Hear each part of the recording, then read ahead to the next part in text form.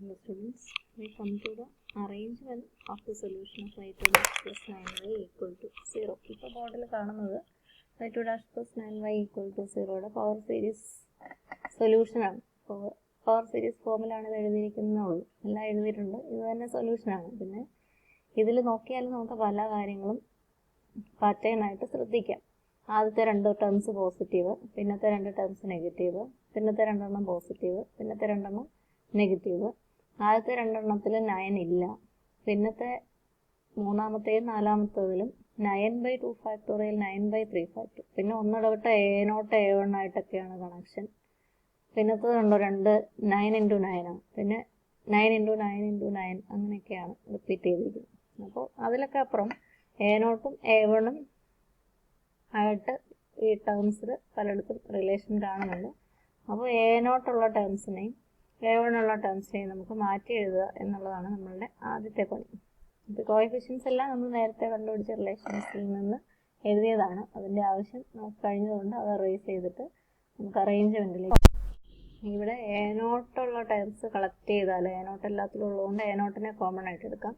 1 ഇതാണ് ആദ്യത്തേത്. പിന്നെ A0 ഉള്ളത് -9/2 ഫാക്ടോറിയൽ A0 പുറത്തുണ്ട് x² എന്ന് എഴുതാം. പിന്നെയുള്ളത് A0 ഉള്ളത് ഇതാണ്, plus 9 × 9 divided by 4 factorial x⁴ എന്ന് അതിനെ നമുക്ക് എഴുതാം. പിന്നെ A0 ഉള്ളത് ഈവനിലാണ് വരുന്നത്, മൈനസ് ആണ്. ഓൾട്ടർനേറ്റ് അവിടെ നെഗറ്റീവ് പോസിറ്റീവ് വരും. 9 × 9 × 9 3 ടൈംസ് ബൈ 6 ഫാക്ടോറിയൽ. A0 നമ്മൾ പുറത്ത് എഴുതിയിട്ടുണ്ട്, x⁻⁶. അടുത്തത് ഗസ് ചെയ്ത് നിങ്ങൾക്ക് എഴുതാൻ കുഴപ്പമൊന്നുമില്ല. അടുത്തത് പോസിറ്റീവ് ആയിരിക്കും. പിന്നെ ആദ്യത്തേൽ 9 ഇല്ല, ഇവിടെ ഒരു 9, ഇവിടെ 2 9, ഇവിടെ 3 9 പോസിറ്റീവ് ആയിരിക്കും. അപ്പോൾ ഇവിടെ 4 9 വരും എന്ന് നിങ്ങൾക്ക് ഗസ് ചെയ്യാം. 2 factorial 4 factorial 6 factorial, this will be 8 factorial and into x⁻⁸ x⁻⁸, x⁻⁴, x⁻², x⁻⁴, x⁻⁶, x⁻⁸. അടുത്തത് നെഗറ്റീവ് ആയിരിക്കും, അവിടെ 5 9 ഉണ്ടാവും, ബൈ 10 ഫാക്ടോറിയൽ x⁻10ൻ്റെ ടേമാണ് എന്നൊക്കെ നിങ്ങൾക്ക് ഗസ് ചെയ്യാൻ സാധിക്കും. അതാണ് A0 ആയിട്ട് ബന്ധപ്പെട്ട ടേംസ്. ദെൻ A1 ആയിട്ട് ബന്ധപ്പെട്ട ടേംസ് എന്താണ്? A1 പുറത്തെടുത്തു, അപ്പോൾ ഇവിടെ ഉള്ളത് ഒരു x ആണ്. പിന്നെ എന്താ ഉള്ളത്? ഇനി നമുക്ക് വേണ്ടത് ഈ ടേമാണ്, -9/3 ഫാക്ടോറിയൽ. A1 പുറത്ത് എഴുതിയിട്ടുണ്ട്, x³ എന്ന് വരും. അടുത്തത് x⁵5ൻ്റെ ടേമാണ്, 9 × 9 ഡിവൈഡഡ് ബൈ 5 ഫാക്ടോറിയൽ. ഒരു 9ൻ്റെ കാര്യത്തിലൊരു പ്രശ്നം നിങ്ങൾക്ക് ചിലപ്പോൾ തോന്നുന്നുണ്ടാവും, x⁵5. അടുത്തത് നെഗറ്റീവ് ആയിരിക്കും, 3 9 എവിടെയും വരത്തുള്ളൂ, ഡിവൈഡഡ് ബൈ 7 ഫാക്ടോറിയൽ. A1 പുറത്തുണ്ട്, x⁻7 പ്ലസ് അടുത്ത പോസിറ്റീവ് ആയിരിക്കും, 4 9 വരും, ഇവിടെ 9 ഫാക്ടോറിയൽ ആയിരിക്കും, x⁻9. അടുത്തത് നെഗറ്റീവ് ആയിരിക്കും. ഇങ്ങനെയാണ് ഈ പാറ്റേൺ കാണപ്പെടുക. ഇനി നമുക്കിതിനെ ഒന്നുകൂടി അറേഞ്ച് ചെയ്യാം. ഇത് 3² ആണ്, ഇത് 3 × 3 അത് 4 തവണയുണ്ട്, 3⁴ ആണ്. അപ്പോൾ ഇത് x² x⁴ കൂടത്തിൽ കൂട്ടാവുന്നത് പോലെയാണല്ലോ.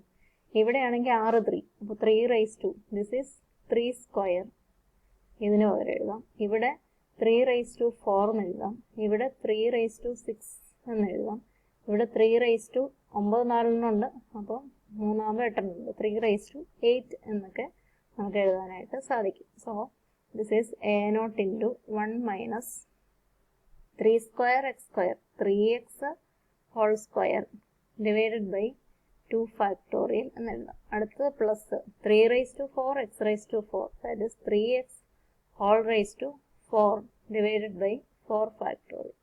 അടുത്തത് നെഗറ്റീവ് ആയിരിക്കും, 3⁶ x⁻6, 3x⁴ divided by 6 factorial. അടുത്തത് plus 3x⁴ divided by 8 factorial minus 3x, അടുത്ത് എഴുതണമെന്നില്ല, അടുത്ത നെഗറ്റീവ് ആയിരിക്കും, 3x⁻10 എന്നാണ് വരുന്നത്, ബൈ 10 ഫാക്ടോറിയൽ പ്ലസ് അങ്ങനെ പോകും എന്നറിയിക്കാൻ വേണ്ടി ഞാൻ എഴുതി എന്നേ ഉള്ളൂ.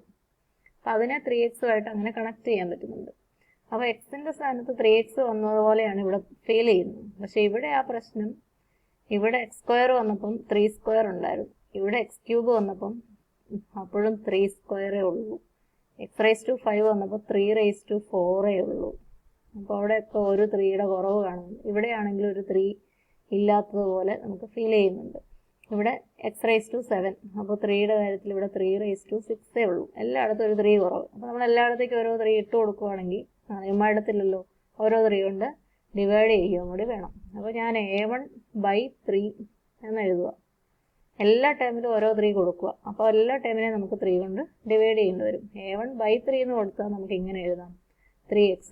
ഇവിടെ ഒരു 3 കുറവുണ്ടായിരുന്നു, ഇത് ക്യാൻസൽ ചെയ്ത് പൊക്കോളും. അത് ആക്ച്വലി a1 × ഉള്ളൂ. അടുത്തതിൽ എക്സ് ക്യൂബ് കണ്ടപ്പോൾ നമുക്ക് 3³ ആഗ്രഹം ഉണ്ടായിരുന്നു, ഇവിടെ 3 സ്ക്വയറേ ഉള്ളൂ. അപ്പോൾ അവിടെ ഒരു എക്സ്ട്രാ 3 വേണം, അത് പുറത്ത് 3 കൊണ്ട് ഡിവൈഡ് ചെയ്യുമ്പോൾ ശരിയായിക്കോളും.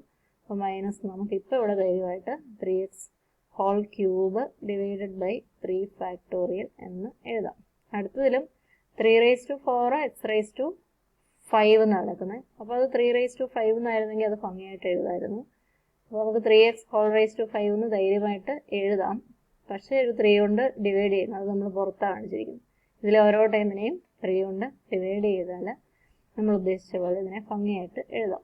3x⁻7 ഡിവൈഡഡ് ബൈ 7 പ്ലസ്, അവിടെ ടേംസ് ഇല്ലെങ്കിൽ പോലും നമുക്കിതിനെ ഗസ് ചെയ്യാം ഈ പാറ്റേണിൽ. 3x⁹9 divided by 9 minus etcetera. ഇങ്ങനെ നമുക്ക് എഴുതാം. ഇനി നമുക്കറിയാവുന്ന മറ്റൊരു റിസൾട്ട് നമ്മൾ ഉപയോഗിക്കാൻ പോവുകയാണ്. പവർ സീരീസ് എക്സ്പാൻഷൻസ് വന്നപ്പോൾ ജനറൽ ആയിട്ടുള്ള കുറച്ച് പവർ സീരീസ് നിങ്ങൾക്ക് തന്നിരുന്നു. അത് കോസ് എക്സിൻ്റെതും സൈൻ എക്സിൻ്റെതും നിങ്ങൾക്ക് അറിയാം. കോസ് എക്സിൻ്റെത് cos X equal to 1 minus, അങ്ങനെയല്ലായിരുന്നു, cos X equal to 1 minus x² divided by 2 plus x⁴/4 minus etcetera. ഇങ്ങനെ ഒരു എക്സ്പാൻഷൻ തന്നിട്ടുണ്ടായിരുന്നു. സൈൻ എക്സിൻ്റെ എക്സ്പാൻഷനോ sine X equal to X minus x³ divided by 3 plus x⁵5 divided by 5 minus etcetera. Minus ഇങ്ങനെയായിരുന്നു നമ്മൾ രണ്ട് general expressions കണ്ടിരുന്നത്. ഈ കോസ് എക്സിൻ്റെ സ്ഥാനത്ത് നിങ്ങൾ കോസ് 3x എഴുതിയാൽ എന്ത് കിട്ടും എന്ന് ആലോചിച്ച് നോക്കിയിട്ടുണ്ടോ? കോസ് 3x എഴുതിയാൽ 1 അതുപോലെ തന്നെ നിൽക്കും. 3x² ഡിവൈഡഡ് ബൈ, ഇവിടെ ഈ പൊസിഷനിൽ 3x² എന്ന് വരും. ഇവിടെ ആകുമ്പോൾ 3x⁴ എന്ന് വരും, ഡിവൈഡഡ് ബൈ 4. അപ്പോൾ അങ്ങനെയാണ് അവിടെ വരിക എന്ന് നിങ്ങൾക്ക് മനസ്സിലായല്ലോ. സൈൻ എക്സിൻ്റെ കേസിലാകുമ്പോൾ ഇവിടെ 3x വരും, ഇവിടെ 3x⁴ divided by sine 3x എഴുതണമെങ്കിൽ ഇവിടെ 3x⁴5 അങ്ങനെ വരും.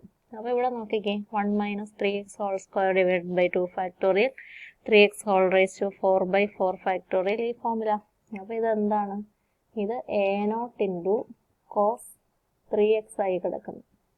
മറ്റേതിനെ അങ്ങനെ ആക്കാൻ വേണ്ടിയാണ് നമ്മൾ 3 എല്ലാ ടൈമിലും ഇല്ലാത്തത് കൊണ്ടുവന്നത്. a1/3 × sin 3x എന്ന് എഴുതാം.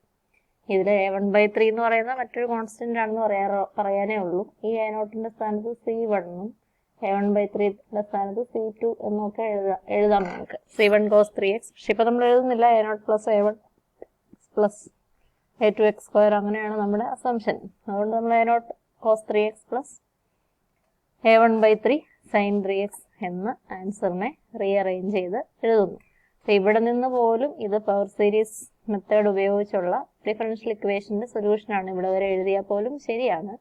പക്ഷേ ഇതൊരു standard type of differential equations ആണ്, ഞാൻ നേരത്തെ പറഞ്ഞിരുന്നല്ലോ. അപ്പോൾ അതിൻ്റെ സൊല്യൂഷൻസ് നിങ്ങൾ സെക്കൻഡ് ഡിഗ്രി ഡിഫറൻഷ്യൽ ഇക്വേഷൻസ് കണ്ടിട്ടുണ്ടോ എന്ന് സംശയമുണ്ട്.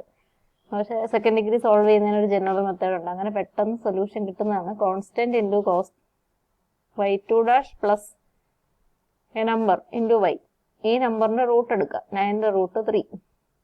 അപ്പോൾ സെക്കൻഡ് ഡിഗ്രിയാണ് y2' plus a number into y equal to 0 എന്നാണ് എടുക്കുന്നത്. അപ്പോൾ ആ നമ്പറിൻ്റെ റൂട്ട് എടുത്തിട്ട് ഇങ്ങനെ എഴുതാം. c1 cos 3x plus c2 sin 3x എന്നത് സ്റ്റാൻഡേർഡ് സൊല്യൂഷൻ ഉള്ളതാണ്. അപ്പോൾ അതുകൊണ്ട് അതിലേക്ക് എത്തിക്കാൻ വേണ്ടിയാണ് നമ്മൾ ഈ റീഅറേഞ്ച്മെൻറ്റ് ചെയ്യുക. ഇതുപോലെ y2 dash plus 4y equal to 0യുടെ സൊല്യൂഷൻ നിങ്ങൾക്ക് കണ്ടുപിടിക്കാം. ഞാനത് എടുക്കാതിരുന്നത് അവിടെയും ഒരു 2 ആണ്. അപ്പോൾ ഇവിടെയുള്ള അറേഞ്ച്മെൻറ്റും ഒക്കെ ആയിട്ട് നിങ്ങൾക്കൊരു സംശയം പെട്ടെന്ന്, ആദ്യത്തേതിലൊക്കെ 2 ആണല്ലോ പെട്ടെന്ന് വരുന്നത്, 2 ഫാക്ടർ, അവിടെ ഒരു സംശയം ഉണ്ടാകും. അതുകൊണ്ടാണ് y2 ഡാഷ് പ്ലസ് 4y എടുക്കായിരുന്നു. അവിടെയും ഇതേ പ്രശ്നം ഉണ്ടാവും. 2x square 2x raise to 4 അങ്ങനെയുള്ളത് പെട്ടെന്ന് കിട്ടും. ഇവിടെ ഒരു എല്ലാ ടേമിലും ഒരു 2ൻ്റെ കുറവ് ഫീൽ ചെയ്യും. അതുകൊണ്ട് നമ്മൾ a1/2 ഇൻറ്റു എന്നായിരിക്കും കൊടുക്കേണ്ടി വരിക അവിടെ. അപ്പോൾ അത്തരത്തിൽ ഇതുപോലെയുള്ള y2 dash plus a real number into y equal to 0. അപ്പോൾ ആ റിയൽ നമ്പറിൻ്റെ റൂട്ട് എടുക്കുക, constant, first constant into cos, root കിട്ടിയ എത്രയാണോ that into x. Second by ഏതാണോ നമുക്ക് റൂട്ട് കിട്ടിയ നമ്പർ അതായിരിക്കും ഇവിടെ വരാൻ പോവുക. സൈൻ റൂട്ട് കിട്ടിയ നമ്പർ ഏതാണോ ദാറ്റ് മച്ച് ഇൻറ്റു എക്സ്. അപ്പോൾ ആ ഫോമിൽ സൊല്യൂഷൻസ് നമുക്ക് കിട്ടും. അപ്പോൾ ഇത്തരം ഇക്വേഷൻസ് ആണെങ്കിൽ നിങ്ങൾക്ക് സൊല്യൂഷൻസിനെ പറ്റി അങ്ങനെ തന്നെ ഒരു ധാരണ മനസ്സിൽ ഉണ്ടായിരിക്കുന്നത് നല്ലതാണ്. ഇതൊക്കെ സിലബസിനപ്പുറമാണ്. ഇത് ഇവിടെ വരെ സോൾവ് ചെയ്യുക അല്ലെങ്കിൽ റീഅറേഞ്ച് ചെയ്യുക എന്നൊക്കെ ഉള്ളൂ. ഞാൻ മറ്റേ മെത്തേഡുകളിൽ ഇതിന് സൊല്യൂഷൻസ് പോസിബിൾ ആണ്. കഴിഞ്ഞ ക്വസ്റ്റ്യനിലാണെങ്കിലും 1+x y' equal to y എന്നുള്ളതിനെ ഇൻ്റഗ്രേറ്റ് ചെയ്ത് സോൾവ് ചെയ്യുന്ന കാര്യം നിങ്ങളുടെ ഇപ്പോഴത്തെ പവർ സീരീസ് മെത്തേഡിൻ്റെ ഭാഗമല്ല. പക്ഷെ അങ്ങനെയാണെങ്കിലും പവർ സീരീസ് മെത്തേഡിലാണെങ്കിലും നമുക്ക് കിട്ടുന്ന ഒരേ സൊല്യൂഷനാണ് എന്ന് ഒക്കെ മനസ്സിലാക്കാൻ വേണ്ടിയാണ് ഞാൻ ഈ കാര്യങ്ങളും കൂടെ പറയുന്നത്. നിങ്ങൾക്ക് പവർ സീരീസ് മെത്തേഡിലെ കാര്യങ്ങൾ പഠിച്ചാൽ മതി എന്നുള്ളത് ഓർമ്മിക്കുക. തേർഡ് ഇയറിൻ്റെ ക്ലാസ്സുകൾ തീർക്കേണ്ടത് അത്യാവശ്യമായിരുന്നുകൊണ്ട് ഈ ആഴ്ചകളിലൊക്കെ നിങ്ങൾക്കുള്ള വീഡിയോയിൽ കുറവ് വന്നിട്ടുണ്ട്. അത് കോമ്പൻസേറ്റ് ചെയ്ത് ഞാൻ ഉടനെ തന്നെ നിങ്ങളുടെ ക്ലാസ്സുകൾ തീർക്കാൻ വേണ്ടി പരിശ്രമിക്കുന്നതാണ്. താമസം വന്നതിലും കുറച്ച് ദിവസം ക്ലാസ്സുകൾ ഇടാൻ സാധിക്കാത്തതിലും ബുദ്ധിമുട്ടുണ്ട്. നിങ്ങളുടെ എക്സാം ഉടനെ ഇല്ല എന്ന് വിചാരിച്ചാണ് അങ്ങനെ ഒരു താമസം വന്നത്. മറ്റവരുടെ എക്സാം 28-ാം തീയതി നടക്കേണ്ടതായിരുന്നു. അതുകൊണ്ട് അതിന് കൂടുതൽ പ്രാധാന്യം കൊടുത്തുകൊണ്ട് അവരുടെ ക്ലാസ്സുകൾ തീർക്കാൻ വേണ്ടി മുഴുവൻ സമയവും അവരുടെ ക്ലാസ്സിൽ തന്നെ കോൺസെൻട്രേറ്റ് ചെയ്തുകൊണ്ട് വന്നു.